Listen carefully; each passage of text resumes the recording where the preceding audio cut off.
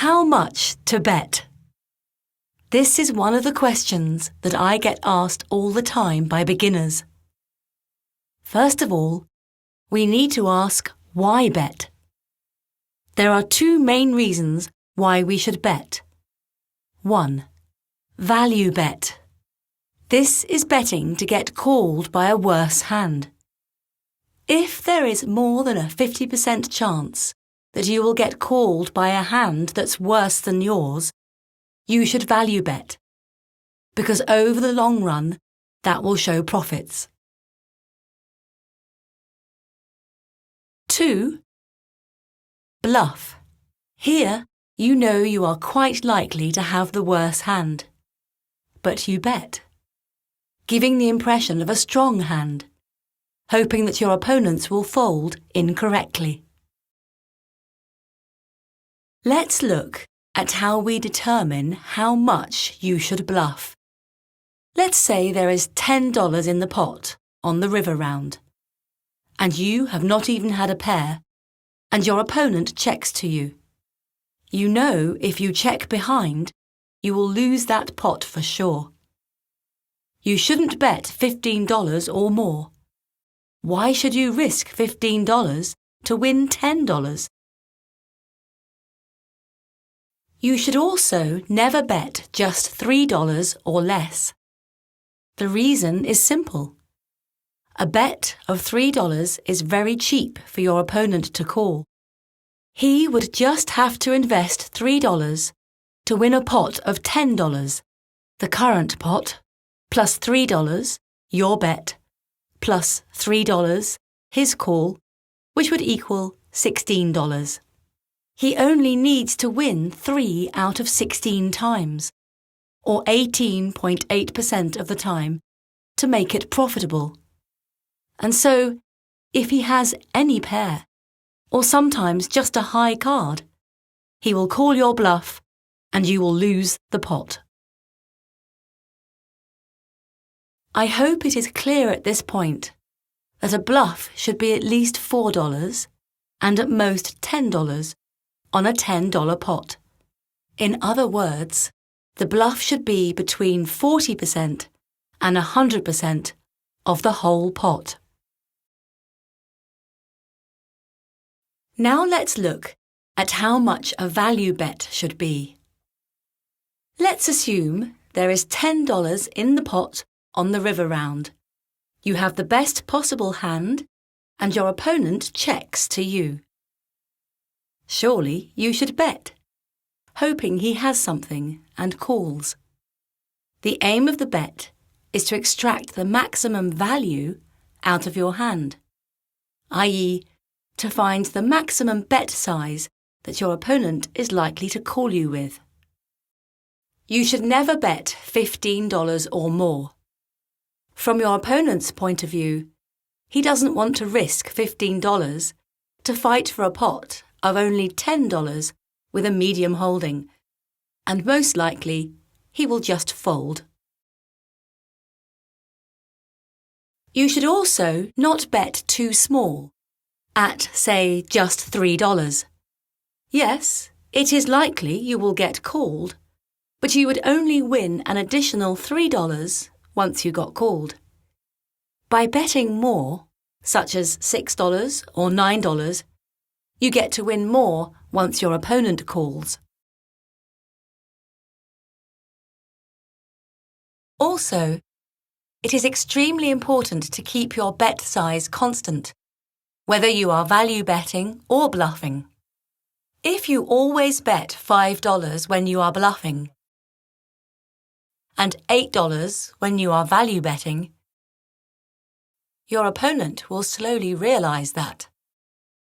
He will call whenever you bet $5 and fold whenever you bet $8. Therefore, it is of extreme importance that when you bet, your bet size is exactly the same, as it confuses the opponents into making incorrect decisions. I hope now you understand that the bet should be constant, whether you are value betting or bluffing. and it should vary between around 50% of the pot size to 100% of the pot size. How much to raise? The next topic I am covering in this video is raising. A raise is, essentially, a bet on top of a bet. So the reason for raising is almost the same as the reason for betting. How much to raise should therefore be about 50 to 100% of the pot size too. Let's look at the following example. There is $10 in the pot. Your opponent bets $7. And for one reason or another, you decide to raise. Firstly, a raise is a call of your opponent's bet, and then you bet more money on top. Since it is a call in the first place, the pot will become $10 plus $7, your opponent's bet, plus $7, your call, which would equal $24.